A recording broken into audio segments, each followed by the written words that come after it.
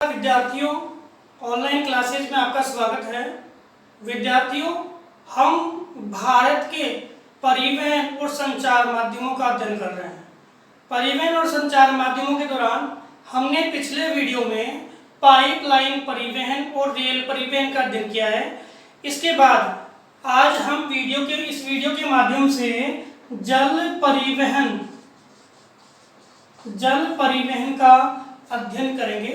तो जल परिवहन का अध्ययन करने से पहले कुछ प्रश्न हमारे सामने आते हैं कि जल परिवहन क्या है। तो जल परिवहन हमारे जो जल स्रोत है यानी वाटर बॉडीज है, जिसमें नदियां हैं, नहरें हैं, झीलें हैं, तालाब है और हमारे सामुद्रिक परिदृश्य है, उनके माध्यम से परिवहन सुविधाओं की प्राप्ति करना क्या है, जल परिवहन है।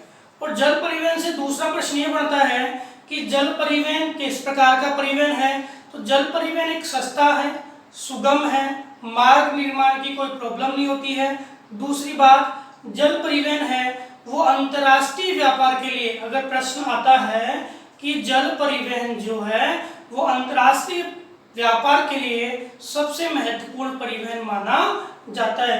अंतर्राष्ट्रीय व्यापार के लिए सबसे महत्वपूर्ण परिवहन माना जाता है। अब जल परिवहन से ही जुड़े हुए काफी प्रश्न जो विश्व स्तर पे और राष्ट्रीय स्तर पे आता है कि किस देश में जल परिवहन का विकास सर्वाधिक होगा। तो जिस देश में सबसे मेन बात करें कि तटवर्तीय या तटीय सीमा अगर किसी देश की अधिक होती है तो वो देश अंतर्राष्ट्रीय स्तर पे जल परिवहन माध्यमों का उपयोग कर सकता है। और भारत जो है, भारत की स्थिति इस प्रकार की है कि भारत 7516.6 किलोमीटर तटवर्ती सीमा वाला प्रदेश है। तो आपके 6100 किलोमीटर तो कौन सी है, मुख्य भूमि, और आपके अंडमान निकोबार और लक्षद्वीप, ये मिला के कितनी होगी, 7516.6 किलोमीटर। तो एक तटवर्ती रेखा है वो हमारे देश में एक तो हमें तटीय नौ परिवहन और एक अंतर्राष्ट्रीय परिवहन दोनों के लिए हमें बहुत ही अच्छा, सुगम और सबसे महत्वपूर्ण योगदान देती है। कौन, ये तटवर्तीय रेखाएं।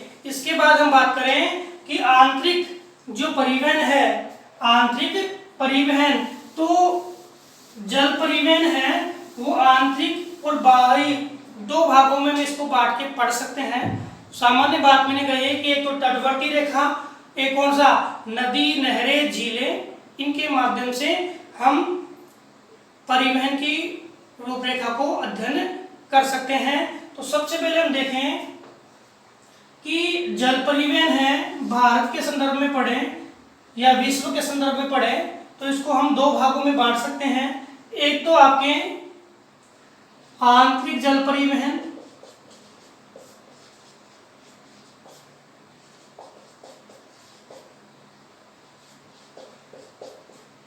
इनलैंड वाटर वेज या इनलैंड वाटर ट्रांसपोर्ट। दूसरा है सामुद्रिक परिवहन,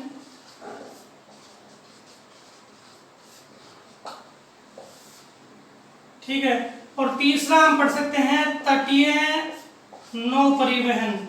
इसको वैसे ही समझेंगे कि जो तटवर्ती भाग है वहां पर, ये तटवर्ती भाग है, यहाँ पर हम आंतरिक भाग से रेल, सड़क, आगे भी समझा दूंगा, रेल और सड़क के माध्यम से हम जाए, इसकी तुलना में यहाँ पे जो तटवर्ती प्रदेश में होने वाला परिवहन जो स्वरूप है वो सस्ता और सुगम होता है। तो सामुद्रिक परिवहन समझ में आ गया, बंदरगाह के माध्यम से, और तटीय नौ परिवहन तटवर्तीय क्षेत्र है, नगर है, उनको जोड़ने के लिए वो बंदरगाह के माध्यम से। और जो आंतरिक जल परिवहन है वो किसके माध्यम से, वो आपके नदियों, नहरों के माध्यम से जो होता है वो आंतरिक जल परिवहन है। तो आंतरिक जल परिवहन को देखते हैं कि जो आंतरिक जल परिवहन है उसके लिए भारत में 1986 में जो inland waterways authority of India आंतरिक जल परिवहन, भारतीय आंतरिक जल परिवहन अथॉरिटी या प्राधिकरण का गठन किया गया।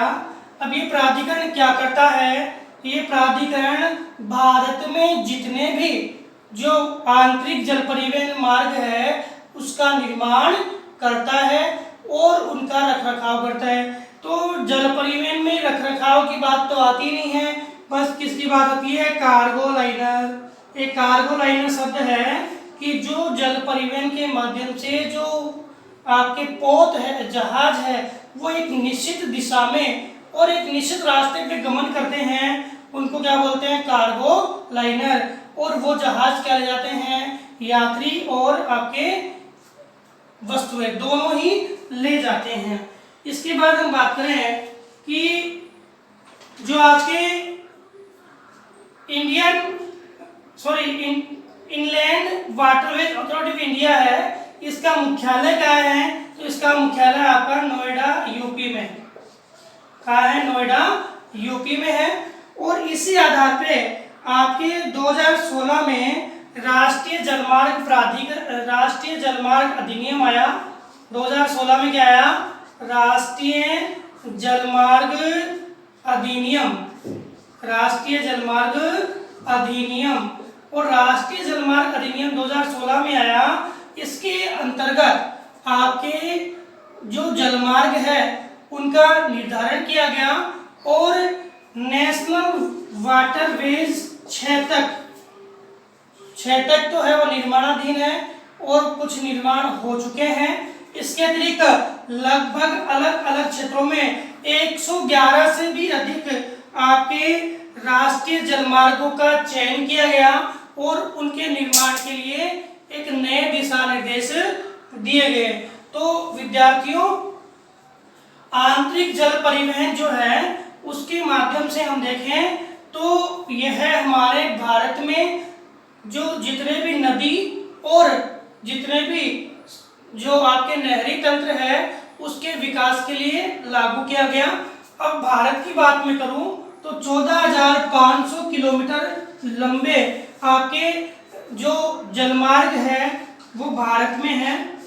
इन जलमार्गों के दौरान आपके देखा जाए तो 3,700 किलोमीटर नदी तंत्र के माध्यम से आपके जलमार्ग निर्मित है और इसके अतिरिक्त अपने 4300 किलोमीटर जो है वो नहरी तंत्र के लिए है। अब इस 4300 किलोमीटर नहरी तंत्र में आपके 900 किलोमीटर जो आपके स्टीमर है वो चला करते हैं, विद्युतीकृत स्टीमर वो इसमें चला करते हैं। तो 14,500 किलोमीटर जलमार्ग भारत में वर्तमान में है। इसमें आपके नदी और नहरीकृत क्षेत्रों में अपने टोटल जो नदियां हैं उसमें 3700 किलोमीटर लंबी नदियां हैं वो नौकागम्य योग्य है और उसमें भी सहायक नदियां और फिर नहरों के माध्यम से विस्तृत जो आपका जल परिवहन प्रतिरूप है ये कितना लंबा है? 14,500 किलोमीटर लंबा। तो यहाँ से प्रश्न आ जाए कि आपका नदी के माध्यम से 3700 और इसके माध्यम से आपके 4300 और टोटल संपूर्ण को मिला ले सहायक नहरी उनको मिला के टोटल कितना है? वो आपका 14,500 किलोमीटर। इसमें 14,000 नहीं, इनकी सहायक नदियां है और नहरीकरण में भी आगे, तो ये कितना है? 14,500 किलोमीटर लंबा जल परिवहन तंत्र भारत में मिलता है। तो समझ में आ गया होगा आंतरिक जल परिवहन माध्यम।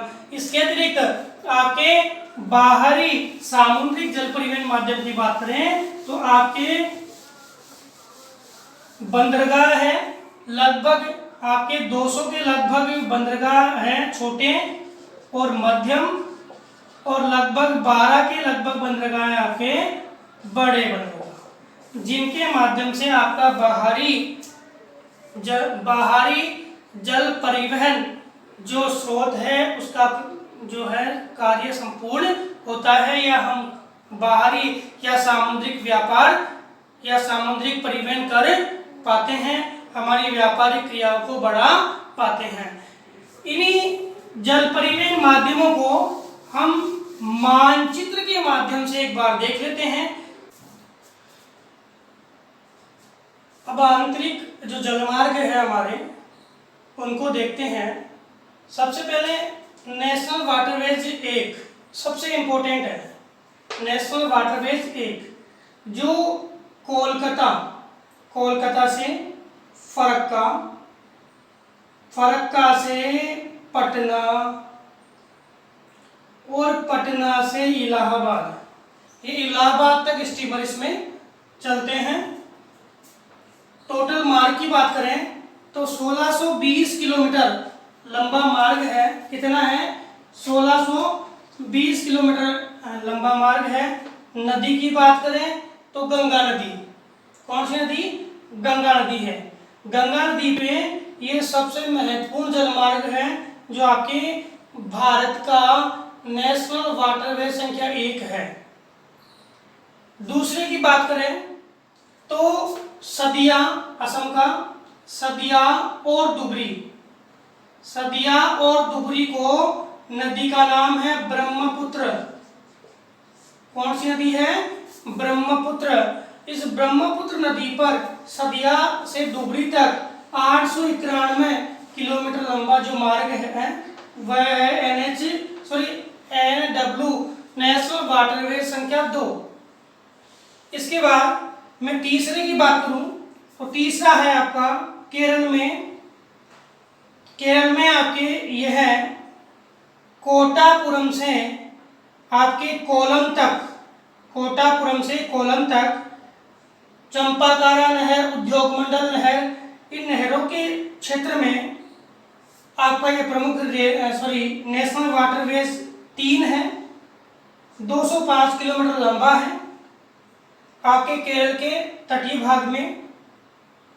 इसके बाद नेशनल वाटरवे संख्या 4, देखो ये ध्यान रखना, एक गंगा पे है, ब्रह्मपुत्र पे है, तीसरा आपके केरल में है जो उद्योग मंडल चंपाकारा जो नहर है उन क्षेत्रों में, और चौथा जो आपका नेशनल वाटरवे संख्या 4 है वो आपके कृष्णा गोदावरी से लेके पुदुचेरी तक, कृष्णा गोदावरी नदी के डेल्टा से होकर के और पुदुचेरी तक, यह 1078 किलोमीटर 1078 किलोमीटर लंबा ये प्रमुख जलमार्ग है।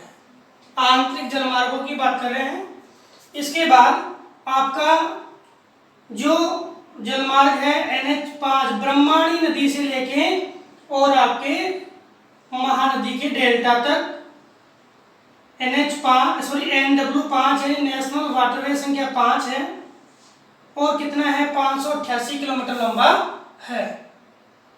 और इसके अतिरिक्त जो मुख्य जलमार्ग है, आंतरिक जलमार्ग है, उसमें आपके जो NW6 है वो NW6 है वो 121 किलोमीटर लंबा है और वह त्रिपुरा असम के लखीमपुर तक है, त्रिपुरा से असम के लखीमपुर तक। और ये छोटी छोटी नहरें हैं उनके माध्यम से ये बना हुआ है, जो आपके मिजोरम है, असम है, आपके मणिपुर है, इन क्षेत्रों में राष्ट्रीय जलमार्ग के माध्यम से परिवहन किया जाता है। तो हमने वैसे देखें तो हमने पढ़ा कि भारत में राष्ट्रीय जलमार्ग जो है वो प्रस्तावित है और उनमें 6 प्रमुख राष्ट्रीय जलमार्ग है वो निर्माणाधीन, ये 2013 में, ये 2008 में 5 और ये, तो ये निर्माणाधीन भी है, कुछ बन गए। 6 प्रमुख राष्ट्रीय जलमार्ग भारत के अंदर आंतरिक जल परिवहन की क्रियाओं का संपादन कर रहे हैं। अब इसके बाद हम बात करें महासागरीय जलमार्ग या बाहरी जलमार्ग। तो बाहरी जलमार्ग के लिए आपके 2 स्रोत हैं, एक है आपका तटीय जलमार्ग और दूसरा है आपका सामुद्रिक जलमार्ग। तटीय नौपरिवहन जो है ये बहुत इंपॉर्टेंट प्रश्न यहाँ से आ जाता है कि तटीय नौपरिवहन क्या है। जिन देशों की तटवर्ती स्थिति बहुत अच्छी है, जिन देशों की तटवर्ती स्थिति बहुत अच्छी है, जैसे भारत की बात करें तो 7516.6 किलोमीटर हमारा तट है द्वीप सहित, और वैसे कितना है 6100 किलोमीटर ये हमारा मूल तट है। और ये तट है अरब सागर, अपने हिंद महासागर और बंगाल की खाड़ी, इन क्षेत्रों से जुड़ा हुआ है। और विश्व के व्यापारिक क्रियाओं का संपादन हमने पढ़ा भी है कि व्यापारिक क्रियाओं का संपादन सबसे ज्यादा किससे होता है, अंतर्राष्ट्रीय व्यापार का आपके जल परिवहन के माध्यम से होता है। और भारत में तटवर्ती स्थिति इस प्रकार की है जिसके कारण लगभग 200 के लगभग छोटे और लगभग 12 बड़े बंदरगाह है यहाँ पे आपको देखने को मिलते हैं। इसके अतिरिक्त तटीय नौपरिवहन क्या है, प्रश्न क्या आ रहा है, तटीय नौपरिवहन तटवर्ती क्षेत्रों में जो तटवर्ती भाग है उसके माध्यम से जो परिवहन है वो कौन सा है, तटीय नौपरिवहन है। अब कैसे, अब हम मान लो मुंबई से हमें केरल के कोच्चि तक यात्रा करनी है, हम यहाँ पे रेल परिवहन या सड़क परिवहन के माध्यम से यात्रा करेंगे, ये काफी महंगा होगा। जबकि यहाँ से हम नौ परिवहन के माध्यम से यात्रा करेंगे ये काफी सस्ता होगा, ज्यादा से ज्यादा मात्रा में वस्तुओं को ला सकते हैं। इधर हम वस्तुएं लाएंगे तो लागत बहुत ही ज्यादा आएगी। तो तटवर्ती स्थिति भारत के व्यापारिक क्षेत्र में काफी ज्यादा विकास करने वाली है। तो तटीय नौपरिवहन तटवर्ती क्षेत्रों में नौ परिवहन के माध्यम से या नावों के माध्यम से क्या जो आपके परिवहन का विकास किया जाता है। ये परिवहन जो मार्ग है जो तटवर्ती क्षेत्रों में जल परिवहन के माध्यम से तटीय क्षेत्रों में परिवहन का विकास क्या कहलाएगा, तटीय जलमार्ग या तटीय नौ परिवहन कहलाएगा। देखो हम बात कर सकते हैं कि प्राचीन काल से लेकर वर्तमान काल तक जो जितने भी खोजकर्ता थे वो नाविक थे, जलमार्ग के माध्यम से आए और हमारे भारतीय पत्तनों पर आकर उन्होंने हमारे भारत देश की खोज की। कई आक्रमणकारी व्यापार की दृष्टि से भी हमारे भारतीय पत्तनों पर ही आए। तो ये जो स्थिति है वो हमारे व्यापार को बढ़ावा देती है। साथ ही साथ जो हमारे पड़ोसी देश है, जो बफर स्टेट है, जहाँ पे जो उनकी तटबंध जो रेखा है वहाँ पे कोई भी जलीय मार्ग नहीं है, तो वो भी हमारे क्षेत्र से ही पोषण प्राप्त करते हैं। अब हम भारत में प्रमुख सामुद्रिक मार्गों की बात करें तो जो पतन है उन पतनों को एक एक करके देखते हैं। सबसे पहले हम बात कर लेते हैं कि जो हमारे पश्चिमी पतन है वो प्राकृतिक है, वो ज्वारीय है, क्योंकि यहाँ की तटरेखा की गहराई और इधर हम देखें तो सारी नदियां जो है वो किसके माध्यम से हमने पढ़ा, आंतरिक जलमार्गों में आपके जो नदियां हैं जैसे गंगा, ठीक है, इसके अलावा आपके आंतरिक जलमार्गों में गोदावरी, कृष्णा, कावेरी, ठीक है, ये नदियां जो है वो आंतरिक जलमार्गों का निर्माण करती है। लेकिन यही नदियां जो है वो आपके क्या लाती है, तलछटों का जमाव भी करती है। महानदी तलछटों का क्या करती है, जमाव भी करती है। तलछटी जमाव के कारण जो ये वाले पतन है उनकी स्पष्ट स्थिति दिखाई नहीं देती है। इस कारण से इधर वाले जो पतन है अधिकांश कैसे हैं, कृत्रिम पतन है, और इधर वाले सारे पतन हैं ज्वारीय और प्राकृतिक पतन है। ये ध्यान देना, पूर्वी घाट के पतन जो है वो अधिकांश कृत्रिम है, क्योंकि वो तलछटी जमाव के कारण इनमें क्या है, जो गहराई नहीं है तो स्पष्ट दिखाई नहीं देते हैं। इसलिए व्यापारिक क्रियाओं में भी क्या है, काफी कुछ कठिनाई का सामना करना पड़ता है। जबकि पश्चिमी पतन है वो कैसे हैं, आपके स्पष्ट पतन है, ज्वारीय है और प्राकृतिक पतन भी है। अब हम बात करें दो पतनों की। एक पतन तो है कांडला, एक है यहाँ पे कोलकाता। कोलकाता जो पतन है हमारे अंग्रेजों के समय की बात है, मुंबई है, आपके चेन्नई है, कोलकाता है, ये तीन पतन है आपके औपनिवेशिक पतन है।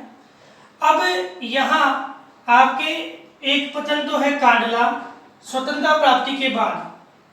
कराची पतन था जो पाकिस्तान में चला गया। कौन सा? कराची पतन था जो पाकिस्तान में चला गया। जैसे ही पाकिस्तान में गया तो मुंबई पतन पे क्या गया, दबाव बढ़ गया। मुंबई पतन के दबाव को कम करने के लिए आपका कौन सा पतन स्थापित किया गया, कांडला कच्छ के खाड़ी में। एक हम बात की है और ये कौन सी है, कच्छ की खाड़ी में। कच्छ की खाड़ी में जो कांडला पतन बनाया गया एक ज्वारीय पतन है। कैसा है? ज्वारीय पतन है। कांडला पतन का जो वर्तमान नाम है वह कर दिया गया पंडित दीनदयाल उपाध्याय। क्या नाम कर दिया गया? पंडित दीनदयाल उपाध्याय। अब एक प्रश्न और आता है, वो क्या आता है कि पृष्ठ प्रदेश क्या होता है।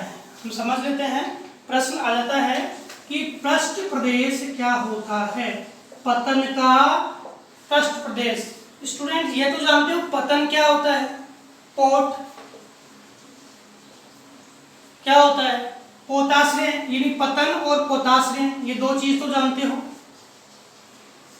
पतन क्या होता है कि जब वस्तु लाए, उतारी और जहाज चले गए, वो तो क्या है बंदरगाह, जिसे पतन बोलते हैं। लेकिन कई बार क्या होता है, ऐसे बंदरगाह जो केवल जहाजों के लिए वस्तु उतारने और जाने लादने से संबंधित नहीं है, वो वस्तु उतारने और लादने के साथ साथ वो लंगर भी लगाते हैं जहाज। यहाँ पे काफी दिनों तक जहाज रुकते हैं, अपनी जो भी समस्या है वो दूर करते हैं, उसको क्या बोलते हैं, पोताश्रय। क्या बोलते हैं? पोताश्रय। वैसे भी देखो पोत प्लस आश्रय, पोत का आश्रय, लंबे समय तक वो रुकते हैं, प्रॉब्लम दूर होती है, फिर वो चले जाते हैं। तो पतन क्या है, बंदरगाह है, वस्तुओं को लादने उतारने का है, वो क्या है, पतन है।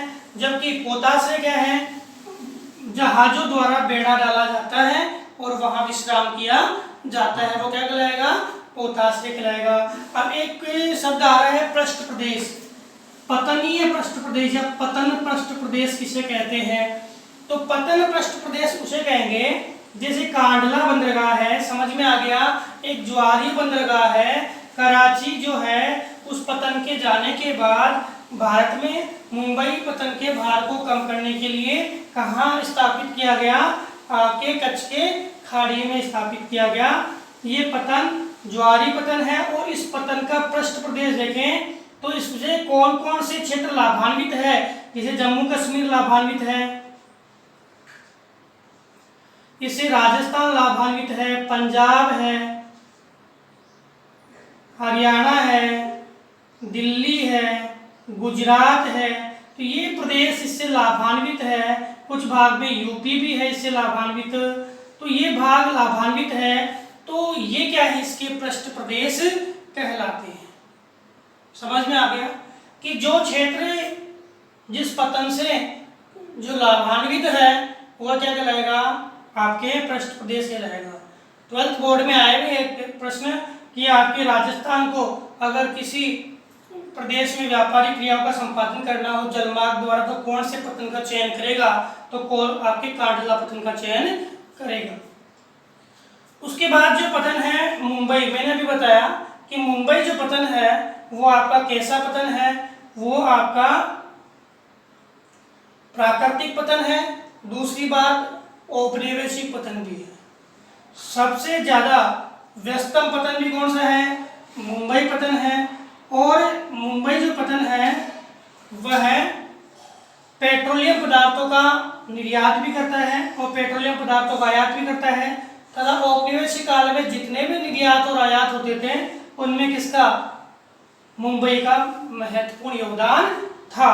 इसमें महाराष्ट्र है, गुजरात है, मध्य प्रदेश है, कुछ भाग आंध्र प्रदेश है, ये प्रदेश है इसके प्रमुख पतनीय प्रदेश पृष्ठ प्रदेश कहलाते हैं। इधर देखिए यूपी का भाग भी इसमें आता है, बिहार का भाग भी आता है।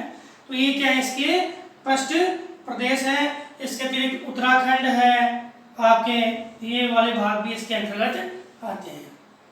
अब बात आती है कि मुंबई पतन है उस पर भार बढ़ रहा था, इस भार को कम करने के लिए यहीं पे एक पतन और बनाया गया जिसका नाम है जवाहरलाल नेहरू पतन, या इसका दूसरा नाम आ जाए तो नानवा सेवा पतन।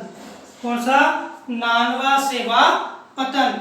ये जो नानवा सेवा पतन है यह भी एक आधुनिक तकनीकी से युक्त पतन है जिसको मुंबई पतन के भार को कम करने के लिए बनाया गया है। इसके अतिरिक्त हम बात करें तो आगे गोवा का एक पतन है जिसका नाम है मारमा गोवा पतन। कौन सा? मारमा गोवा पतन। ये मारमा गोवा पतन है वो आपके जुआरी नदी है, देखो मांडवी और जुआरी, ये मैंने उसमें आंतरिक परिवहन माध्यम में भी जिक्र नहीं किया, लेकिन मांडवी और जुआरी और तमिलनाडु की है बंकिंगम। जो मांडवी और जुआरी तो क्या है, नदियां हैं, और तमिलनाडु की दो नहरें हैं, एक तो है बंकिंगम, एक तो क्या नाम है बंकिंगम, और एक नहर का नाम है कंबरजुआ।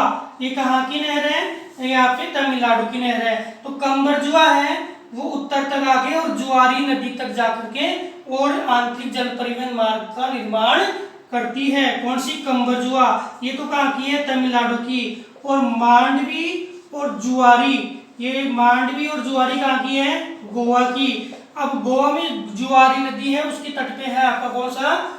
आपके मारना गोवा। ये पतन इंपोर्टेंट है, क्यों है? क्योंकि यह पतन है वो आपके लोहा इस्पात का निर्यात करता है। कौन सा? मारना गोवा। और प्राकृतिक पतन भी है। इसके अलावा न्यू मंगलोर, ये आपके कर्नाटक का है, और यह भी पतन है वो आपके लोहे इस्पात के निर्यात के लिए जाना जाता है। किसके लिए? लोहे इस्पात जो है, जो आपके कर्नाटक की एक महत्वपूर्ण खान है। कर्नाटक उच्च क्वालिटी का लोहा इस्पात उच्च क्वालिटी का लोहा इस्पात का उत्पादन करता है, ये हमने पढ़ा है। तो यहाँ कर्नाटक की कौन सी खान है? ये कुद्रेमुख खान। कौन सी खान? कुद्रेमुख खान से जो लोहा है प्राप्त करके निर्यात भी करता है। तो हमने कांडला पतन पढ़ा है, मुंबई पढ़ा है, जेएलएन, मारमा गोवा, न्यू मंगलोर ये पढ़े हैं। तो इतने समझ में आ गए। ये प्राकृतिक पतन चल रहे हैं, पश्चिमी पतन सारे प्राकृतिक है। इसके बाद हम बात करें कोची। कोची एक कयाल है आपके यहाँ पे, कयाल का मतलब है लेगुन झील, बेम्बनाद। उस बेम्बनाद लेगुन झील जो सबसे लंबी है, कयाल सबसे लंबी लेगुन झील है, और इस लेगुन झील पे आपका कौन सा पतन है? कोची पतन है। कौन सा? कोची या कोचीन। कौन से राज्य की बात है? केरल। तो केरल का ये प्रमुख प्राकृतिक पतन है। कौन सा? कोचीन पतन है। और यह नौ परिवहन के लिए जाना जाता है। कौन सा? कोचीन पतन। कहाँ पर? और ये जो कोचीन पतन है, एक बात और, कोचीन पतन है यहाँ पे नौसैनिक अभ्यास भी होता है, यानी ये सेना पतन है। कैसा है? ये सेना पतन है। कौन सा पतन? कोचीन पतन क्या है आपका? सेना पतन है। कैसा पतन है? सेना पतन है। तो यहाँ सैनिक अभ्यास होता है। ये हमने पश्चिमी घाट के प्रमुख पतन पढ़े। इसके बाद पूर्वी घाट के पतनों की बात करें तो तूतीकोरन, ये भी एक प्राकृतिक पतन है। तूतीकोरन भी क्या है? एक प्राकृतिक पतन है। जो तूतीकोरन है, ये आपके तूतीकोरन जो है वो कृत्रिम है, क्या है?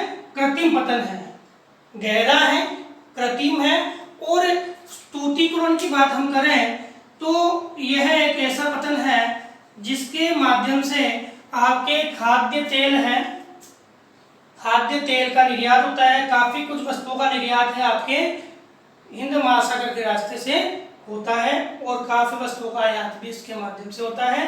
तमिलनाडु का एक महत्वपूर्ण पतन है। कौन सा? तूतीकोरन पतन। इसके बाद तमिलनाडु के 2 पतन और यहाँ पे, एक चेन्नई और चेन्नई के भार को कम करने के लिए एक पतन और आया है जिसका नाम है एन्नोर। कौन सा? एन्नोर। एक तो कौन सा है? चेन्नई पतन है, और एक कौन सा है? एन्नोर पतन है। चेन्नई और एन्नोर, देखो इधर वाले सभी कृत्रिम है, तो चेन्नई और एन्नोर दोनों ही कैसे कृत्रिम पतन है, और चेन्नई प्रमुख है, और चेन्नई की भार को कम करने के लिए कौन सा है? आपके एन्नोर पतन आता है। एन्नोर की विशेषता यह है कि यह कोयला है, केमिकल है, उनके निर्यात के लिए जाना जाता है। इसके बाद जो आपका विशाखापट्टनम है, गहरा पतन है, गहरा, और इस क्षेत्र में आपका यह है प्राकृतिक पतन है। ये सारे कृत्रिम है, ये क्या है? प्राकृतिक पतन है। कौन सा? विशाखापट्टनम। और विशाखापट्टनम की सबसे बड़ी विशेषता क्या है? यहाँ पे शिपयार्ड भी है, जहाज बनाने का कारखाना, ठीक है। और ये जो आपका भिलाई जो है, भिलाई का जो लोहा है वो कहाँ आता है? आपके शिपयार्ड में आता है, और निर्यात भी किया जाता है। फिर आपके पारादीप, उड़ीसा का महत्वपूर्ण पतन, कोलकाता जो पतन था, जो औपनिवेशिक पतन था, आंतरिक पतन है, उसके बाद 2 पतन बनाए यहाँ पे, एक तो हल्दिया, एक डायमंड हार्बर, कोलकाता की भार को कम करने के लिए, ठीक है। तो गाद की समस्या कोलकाता वाले पतन में आती है, क्योंकि नदी आती है और ये थोड़ा आंतरिक है, इसलिए गाद की समस्या के लिए तो हल्दिया बनाया, एक कौन सा? डायमंड हार्बर। और कोलकाता की भार को कम करने के लिए क्या बनाया गया? पारादीप बंदरगाह। कौन सा? पारादीप बंदरगाह। ये पारादीप बंदरगाह है, ये भी आपके लेगून झील पर है। किसमें है? लेगून झील पे है, चिल्का है इधर, तो ये लेगून बंदरगाह है। और ये पारादीप बंदरगाह भी आपका लोहा इस्पात निर्यात का प्रमुख बंदरगाह माना जाता है। जैसे आपके मालवागा और न्यू मंगलोर है ना, वैसे के वैसे कौन सा है? पारादीप बंदरगाह है, कोलकाता के भार को कम करने के लिए बनाया गया है। इसके माध्यम से आपके लोहा इस्पात का निर्यात किया जाता है। इसके बाद कोलकाता पतन औपनिवेशिक पतन है, कोलकाता के भार को कम करने के लिए कौन सा? हल्दिया पतन बनाया गया है, और कौन सा? डायमंड हार्बर पतन बनाया गया। कोलकाता के बाद आपके अंडमान निकोबार द्वीप समूह का एक कौन सा है? पोर्ट ब्लेयर पतन है। इस प्रकार हमने भारत के 7516 किलोमीटर तटवर्ती क्षेत्र में प्रमुख पतनों का अध्ययन किया, और साथ ही हमने भारत में आंतरिक जलमार्गों का अध्ययन किया। विद्यार्थियों, इसके बाद हम नेक्स्ट वीडियो में वायु परिवहन के स्वरूप का अध्ययन करेंगे। धन्यवाद।